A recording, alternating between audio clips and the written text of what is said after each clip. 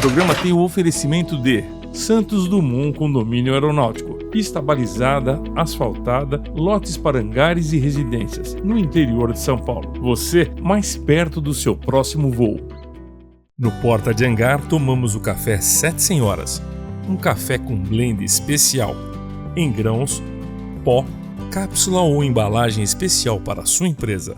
A Black Hawk Aerospace é uma empresa especialista na melhoria do desempenho de aeronaves, aumentando as capacidades de voo para níveis incomparáveis, com valores competitivos se comparado à compra de um novo. Melhoramos o desempenho de aviões como King Air, Pilatus e Caravan. Saiba mais em blackhawk.aero.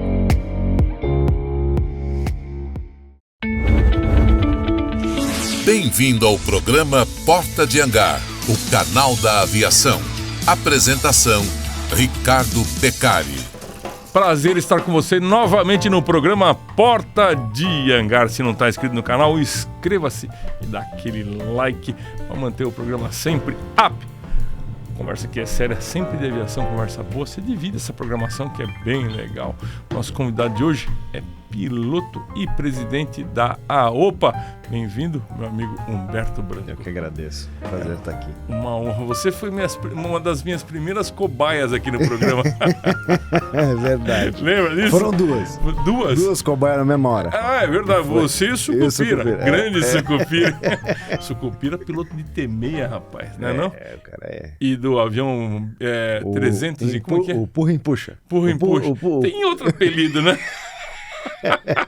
Não vamos falar assim, mas tem outro apelido do avião dele, é o corta pros dois lados, que é o giletão, é isso. Ele tem motor na frente e motor atrás. Eu só não lembro o número daquele Acho que é o 337. 337, é bonito aquele avião. Lindo, né? Acho. Bonito, e não legal. pegou no Brasil, né? Não, acho que... não sei, 2 motores, caro...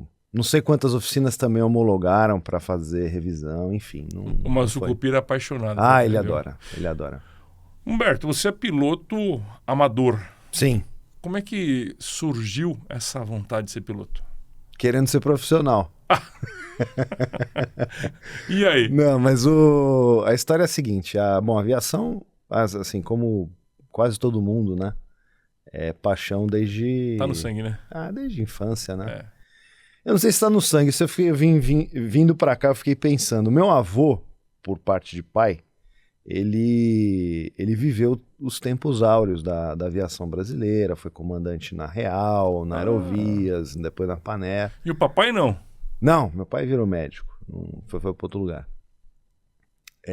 Então, se for por causa de sangue, talvez eu tenha pego alguma coisa do meu avô. Mas assim, eu nunca tive Meu avô nunca teve muito presente na minha infância, né? Então eu não sei se ele teve uma influência para eu gostar e me apaixonar por aviação, mas a história é a mesma de todos os nossos amigos, de olhar para o céu o tempo todo, ver avião passando, querer entender como é que aquela máquina sentir o cheiro funciona, da gasolina, do querosene, né? Ir para o aeroporto. Dá câncer nada, bicho, cheira com paixão, aquele negócio é uma delícia, cheiro de querosene. Você faz exatamente o quê? Qual é a sua profissão? Eu sou administrador de empresas. Sei. E hoje eu sou sócio de uma consultoria global com operações aqui no Brasil. Ah, legal. E me dedico já há bastante tempo nesse ramo aí da administração, dos negócios. E aí você brevetou aonde? Em Jundiaí. Paulistinha? Não, a primeira coisa que eu fiz, quando eu tinha 16 anos... Que faz pouco tempo. Eu passei na prova teórica de PP, quando ainda era banca. Eu tinha que fazer banca e parará. Passei na prova teórica de PP. Era no furadinho ainda? Furadinho. Passei na prova teórica de PP, ficava ligando todo dia lá pro cara do DAC. E aí, saiu o resultado? Aí o cara, não posso passar por telefone. Passa, meu amigo, eu tô longe. Eu não morava na cidade onde eu fiz a prova. Até que o cara falou assim, positivo, o senhor passou. Aí me mandou, beleza, que legal. Ele mandou, certificadinho e tal, fiquei feliz. Que alegria. Que coisa. Mas aí não rolou de fazer as horas. Na época tava uma situação geral muito ruim, economicamente falando. Então... Mas escuta, até hoje o que mudou? Continua a mesma coisa, cara. Eu só quero agradecer aqui a presença do meu amigo Valdir Lopes Show e do meu amigo Kleber, o grande radialista e eletrônico e engenheiro de computação. O cara é fera, bicho. Nossa senhora, o cara é bom demais. Os dois. E aí, continua, desculpa. Não, então, e aí, bom, aí passou o tempo, fui seguir minha vida profissional por outros rumos. A aviação, obviamente, nunca saiu do radar. Sempre foi... Teve Sempre, não, nunca. Né? Em nenhum momento da minha vida, mesmo quando, sei lá, fazendo coisas completamente... Fazendo meu mestrado em ciência política, a aviação estava ali por perto. Mas aí, eu tomei a decisão, falei, não, vou voar. Preciso fazer isso, é uma coisa importante para mim. E comecei pelo planador. Então fui voar planador lá em Jundiaí, né, no Politécnico de Planadores, no APP, que foi onde eu efetivamente comecei a... Melhor escola, né? Ah, é extraordinário. Planador é um troço que... Você sabe que quando eu sonho que tô voando, eu tô voando de planador. Cara, eu não vejo um aviador que voe planador falar, não gostei. Não tem como não gostar daquilo.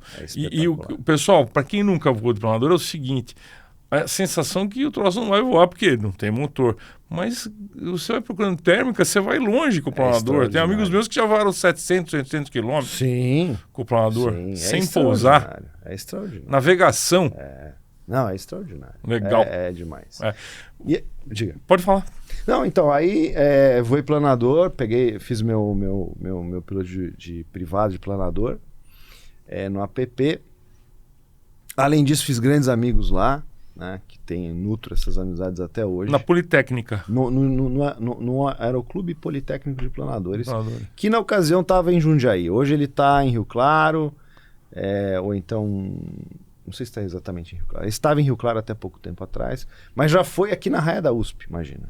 Ele foi mas isso no tempo do Zagaia, né? Muitos anos atrás. Isso faz tempo pra caramba. E aí em seguida, bom, como era do lado, foi natural fazer o PP de avião ali em Jundiaí também. Que é minha casa, assim, minha casa de aviação. Não, foi no 152. 152. Eu já estava meio desativando os paulistinhos. Né? Entendi. Eu fiz voo de paulistinha algumas vezes, mas não na época do PP. Legal. E daí fiz o PC, fiz o IFR, fiz o Multi, tudo lá no Aeroclube de Jundiaí. Você se envolveu pela sua carreira primeiro, ser piloto privado e pela administração, na OPA. Você é presidente da OPA, né? Estou presidente. Faz tempo já, hein? Enquanto me deixa amarrado lá, eu fico. Para quem está nos assistindo e não conhece a OPA, o que é a OPA? Explica para o pessoal. Explico. Então, a primeira coisa importante, eu acho, dizer sobre a OPA é o seguinte. A OPA ela é a Associação de Pilotos e Proprietários de Aeronaves. Tá? Só que é importante a audiência entender que a OPA Brasil ela é parte de um grupo de entidades idênticas que estão debaixo de um conselho global com 90 e tantas associações iguais às nossas aqui no Brasil que representam a aviação geral no mundo inteiro. As regras são regidas igualmente no mundo inteiro. Existe uma recomendação de como estruturar uma associação de pilotos e proprietários de aeronave em cada país. Claro que isso se adequa a cada legislação nacional, cada grupo local monta a associação e é responsável por ela, mas a gente está conectado a esse conselho global que fica nos Estados Unidos, em Maryland, ali perto de Washington. Vocês se reportam a eles todo ano? A gente se reporta a eles todo ano, a gente presta contas, enfim. A gente também recebe muito apoio deles do ponto de vista de representatividade, porque eles têm assento na ICAO. Sim. Para representar justamente... Porque é muito antiga a OPA, não? Quantos anos tem? É muito antigo. Nós estamos falando de uma entidade aí com mais de 70 anos seguramente. É bem antiga. A OPA Global, né? A OPA no global. Brasil desde 1972. Ela foi inaugurada. Também antiga. Também antiga. Estamos falando 72. Aí de, sei lá, 41 anos. Ininterruptamente. 51 anos, desculpa. 51 anos, bastante. Os aviadores se afiliam ou falta muita gente para se afiliar na OPA? Hoje nós somos uns 400 associados. Esse número ele já chegou a 2.000 em algum momento do passado. Esses 400 hoje mais ou menos se mantêm nessa casa. Como qualquer associação, a gente padece um pouco dessa vontade do brasileiro de efetivamente se engajar em alguma coisa. Ao contrário dos Estados Unidos, né? Não, é muito diferente, né? Porque quando a gente vai fazer reunião com os americanos, parece que a gente está em outro mundo, né? Tem lá a AOPA América. A OPA, o que ela dá de volta para o aviador? Acho que a coisa mais importante que a gente dá de volta é o seguinte: ao longo desses anos, a OPA ela se consagrou como uma entidade que é respeitada pelo meio aeronáutico, e aí eu estou me referindo especificamente à ANAC, à Secretaria de Aviação Civil, todas as autoridades, a DCEA, todas essas grandes instituições que fazem a aviação brasileira funcionar como ela funciona, sempre que se trata de assuntos relacionados à aviação geral, particularmente a aviação geral leve, a OPA é a entidade que tem essa representação quase que automaticamente garantida. A gente tem assento em todos esses lugares, a gente construiu essa posição. Sim. Então, o que de mais importante o aviador recebe de volta? Alguém que esteja preocupado e trabalhando voluntariamente, diga-se de passagem, ninguém ganha dinheiro trabalhando para a OPA, aqui no Brasil, ganha de volta gente preocupada em proteger a nossa liberdade de continuar a voar a nossa aviação. Se alguém não cuidar disso, em algum momento isso vai perecer, como já aconteceu em vários outros países. E, enfim, alguém tem que cuidar e garantir que a aviação geral pequena continue viva. E a OPA faz isso. E a OPA consegue alguns benefícios para, tipo, seguro, tipo, combustível mais barato, ou não? Olha, Beca, a gente sempre tem algumas parcerias em funcionamento. Francamente, eu tenho dado cada vez menos atenção a isso, sendo muito franco com você, com o público. Porque é o seguinte, o espírito da associação não é de um clube de compras, entendeu? Quer dizer, tudo bem, a gente até poderia fazer um monte de coisa, já tentamos algumas iniciativas no passado e tal, mas a verdade é que a energia que você gasta para manter um programa, sei lá, de benefícios e descontos e não sei mais o que lá, ela é desproporcional ao benefício que você acaba efetivamente A ideia não é essa, a ideia é cuidar da aviação brasileira e mundial. Vamos cuidar do que interessa, vamos garantir que a ANAC e as autoridades em geral dialoguem conosco, vamos garantir coisas importantes, por exemplo, vou dar alguns exemplos aqui de coisas importantes. Produto do trabalho da OPA. Para pegar mais recentemente, voo IFR com monomotor. Não sei se as pessoas sabem, mas até há algumas décadas, alguns 20 anos atrás, isso era proibido no Brasil. A OPA trabalhou por isso. Pegar uma conquista lá de trás. Toda a discussão a respeito de TBO, né, que foi um grande parto de trabalho que a gente teve, foram anos de trabalho realmente para organizar com a ANAC a regra que nos Estados Unidos, no Canadá, na Austrália, enfim, ela é a regra padrão, de que para operações sob o RIBAC 91, ou seja, operações da aviação privada, não há necessidade de você fazer substituição de peças por tempo. Isso por si só gerou bilhões, imagina. Bilhões de economia para o Claro. setor. Antigamente tinha uma indústria de TBOs no Brasil, conversando com os fabricantes de motor, Lycoming, Continental e tal.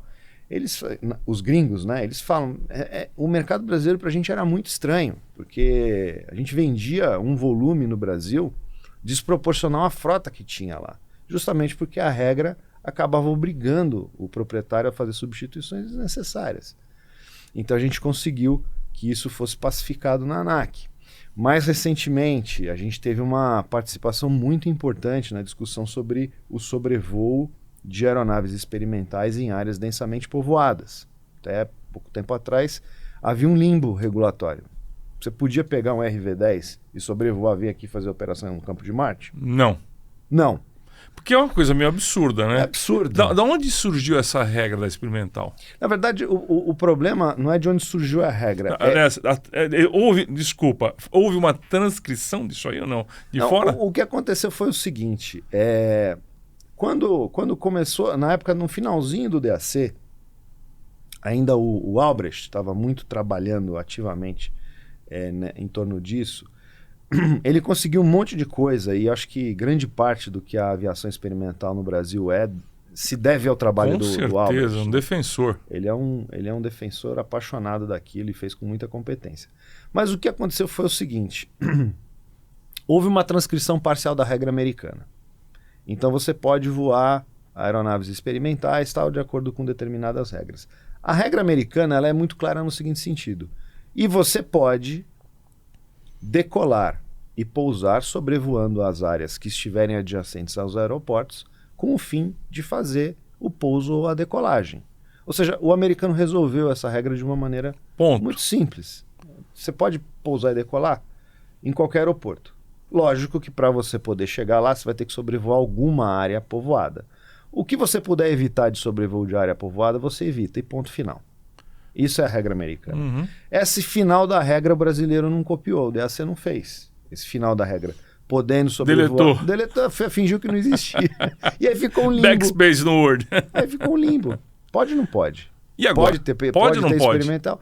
O Porta de Hangar é o canal da aviação. Levamos boa conversa e informação através do YouTube, Spotify e na nossa página na internet, portadehangar.com.br, onde você encontra notícias do mundo da aviação e a loja virtual Porta de Hangar. Entrevistamos profissionais renomados e cobrimos eventos de aviação no Brasil e no exterior, como LXP, Aviatrade, Labasse, Sananfan e NBA. Valorize o seu produto. Traga a sua empresa para o Porta de Hangar. Nosso foco é levar boa conversa e informação para profissionais da aviação. Venha para o Porta de Hangar, o canal da aviação. Agora pode. Agora existe uma regra. A regra, na minha visão, ela não é ainda perfeita e acabada. Ela ainda tem... ela ainda gera algumas discussões. Mas está melhorada, pelo menos mas isso. Pelo menos eu acho que... Bom, se eu fosse proprietário de uma aeronave experimental, eu saberia exatamente o que eu faria para sobrevoar a área densamente povoada com tranquilidade, ponto final. Não conheço ninguém que tenha sido multado ou que... Existem algumas dúvidas, né? O brasileiro ele espera um nível de prescrição da regra muito maior. Então, sei lá, tem gente que gostaria de ter uma lista de aeroportos que pode, que não pode, tarará. A ANAC preferiu, e eu concordo com a ANAC, ela preferiu não pôr lista nenhuma. Ela definiu a regra e é a critério do piloto escolher. Eu gosto disso. E a palavra experimental parece que é uma coisa negativa, tosca, porque aviões saem da fábrica experimental para fazer voo de teste. É uma bobagem isso, eu acho uma bobagem. Né? Esse medo que as pessoas têm do experimental avançou muito, né? Já teve seus problemas de motores e coisa, mas hoje só tem motor top, só tem qualidade de... Particularmente a aviação experimental no Brasil, ela é equivalente à certificada do ponto de vista de... Enfim, de equipamento. Sim, é no mundo. É que nos Estados Unidos é um pouco diferente, né, Beca? Nos Estados Unidos, realmente, o experimental lá é o experimental que o cara pega e constrói na casa dele. Ele compra o kit e vai montar. Tem uns caras meio sem juízo também, né? Tem, os caras inventam. Mas aqui no Brasil, não. Aqui no Brasil tem uma indústria de montagem de experimentais. É um negócio que, inclusive, o FAA tem vindo aqui estudar, porque no começo eles acharam aquilo meio estranho, mas depois entenderam que, podia ser benéfico para a indústria ter montadores de experimentais entregando a aeronave pronta para o proprietário. Claro. Aviação executiva.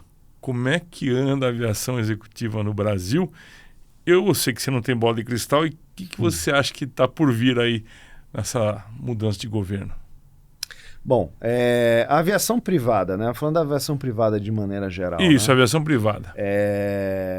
Eu entendo o seguinte, essa história da pandemia, ela trouxe...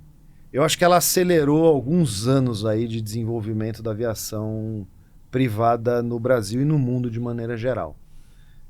Falando especificamente de Brasil hoje, se você tentar comprar uma aeronave Agora você não vai encontrar nada para comprar. Nem nova, nem usada em bom estado, é muito difícil. Nem aeronave, nem peça, né? Tá complicado, né? Peça tem um problema logístico e tal, mas a aeronave mesmo, você vai na Embraer, tenta lá comprar um Phenom, não tem.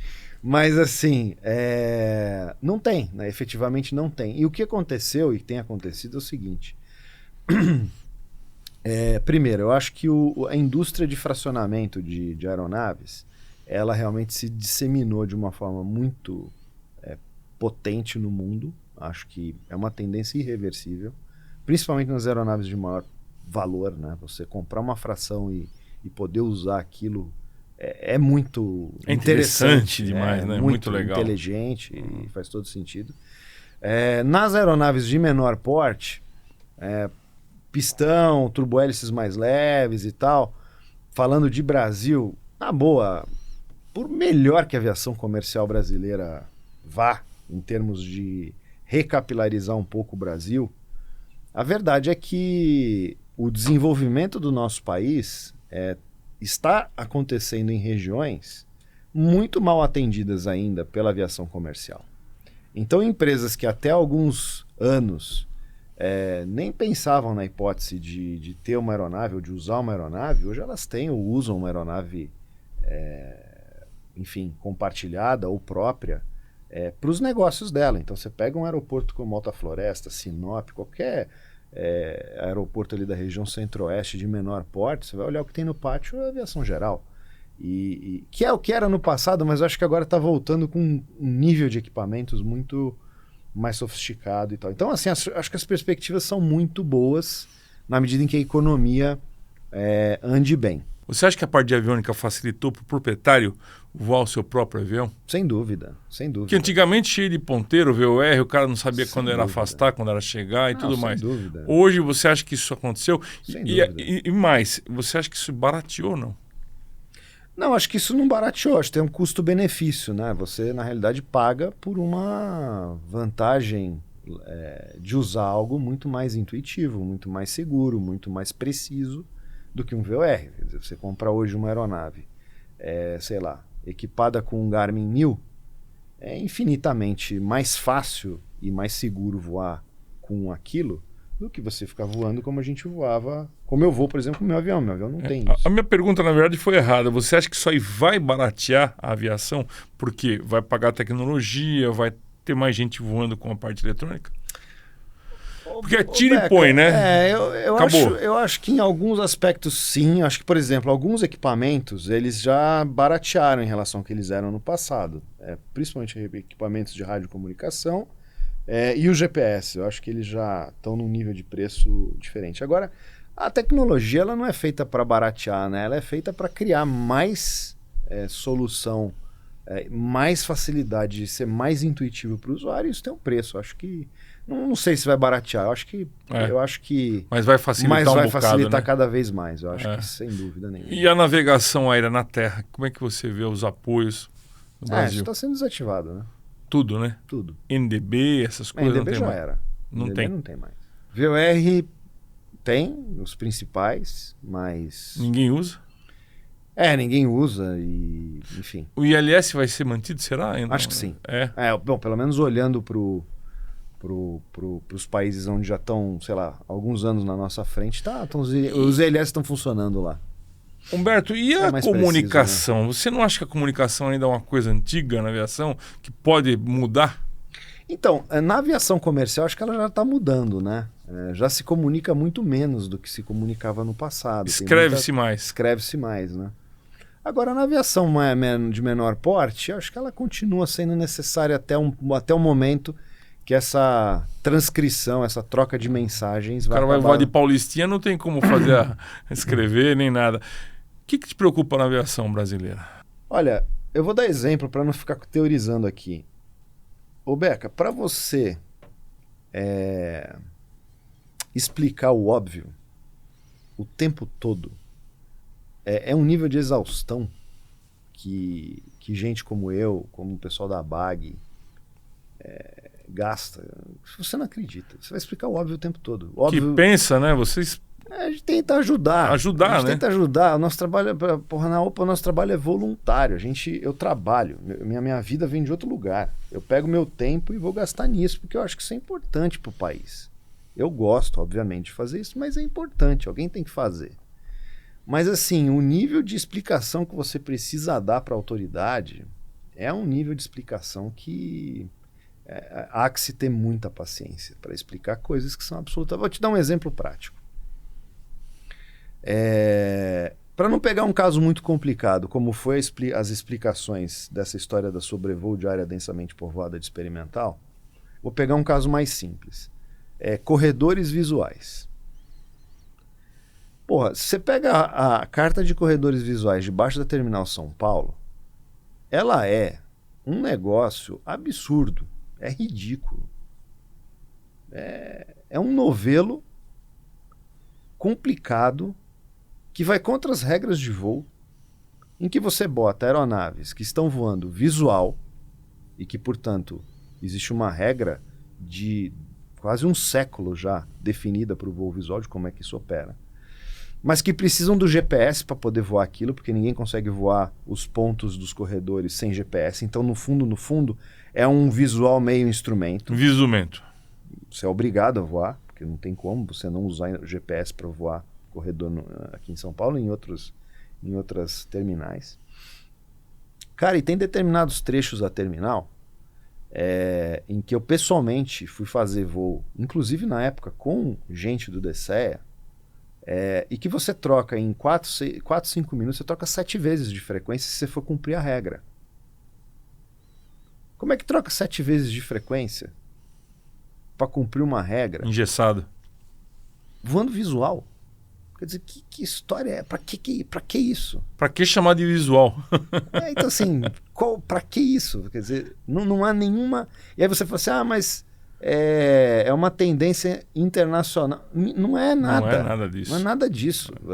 A gente voa nos Estados Unidos, não tem nada disso lá. Você voa em qualquer região. Só chama uma vez. E ponto final. Então, essa ignorância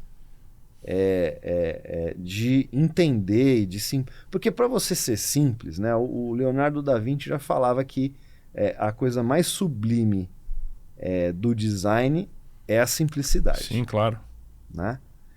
Então a coisa mais inteligente de uma regra é a mesma coisa, é a simplicidade. Mas a gente não consegue ser simples porque a gente não consegue ser sofisticado mentalmente. Quando a gente se relaciona bastante com DCEA. E eu posso dizer, sem querer ofender ninguém, mas existem 2 DCEAs. Eu brinco que existe o DCEA AB e DB. Antes do Bertolino e depois do Bertolino.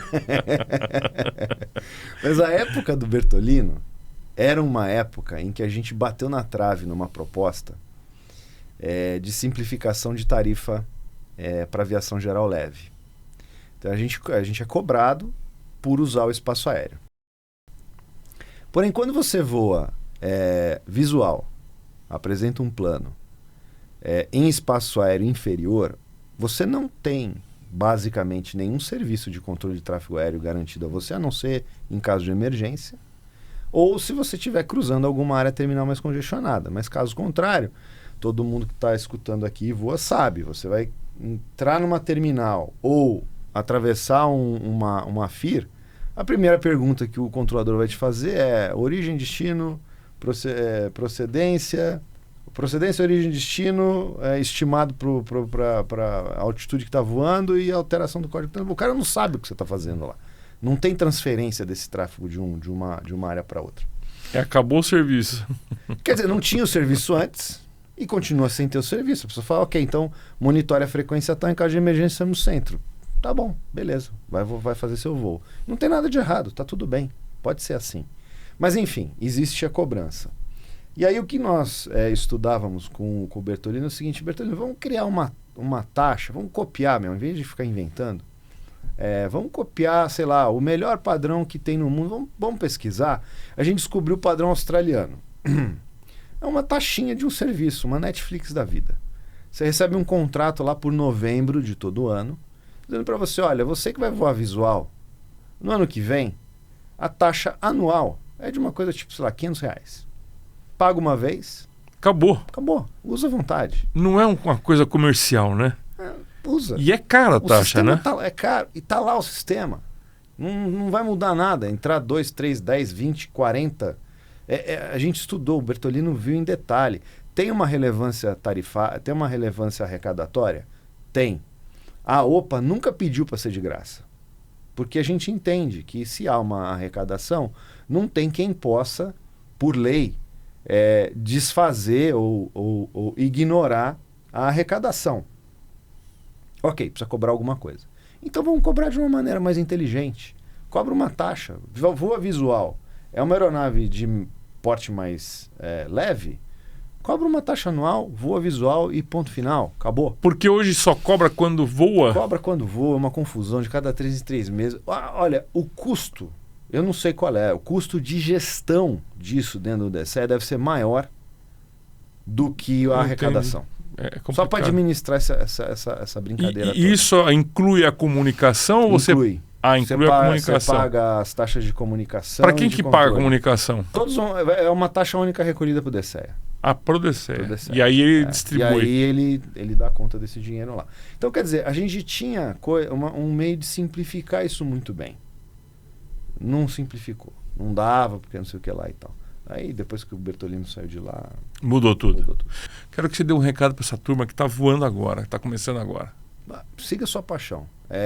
Você vai escutar um monte de problema, um monte de reclamação, um monte de gente falando de coisas, desagradáveis a respeito da aviação, como eu mesmo estava falando aqui de problemas.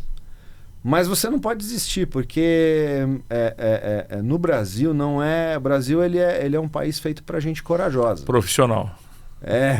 No Brasil, o Brasil não é para amadores. Não é para amador. Então, amigo, se esse é seu sonho, se essa é sua vontade, siga e ignore o que está ao seu redor. Vai atrás e faça o que é teu. Manda bala. Manda bala. Legal. Roberto, obrigado pela participação mais uma vez no Pode Hangar. Valeu. Você está convidado a voltar mais vezes aqui. Com certeza, um maior prazer. Legal. Valdizão, obrigado pela sua grande ajuda. Clebão, meu irmão, obrigado pela força. Gente, participa do Pode Hangar, inscreva-se no canal e dá aquele like, divida essa conversa do Humberto, que é muito legal, tá bom? Um abraço, até o próximo programa. Valeu!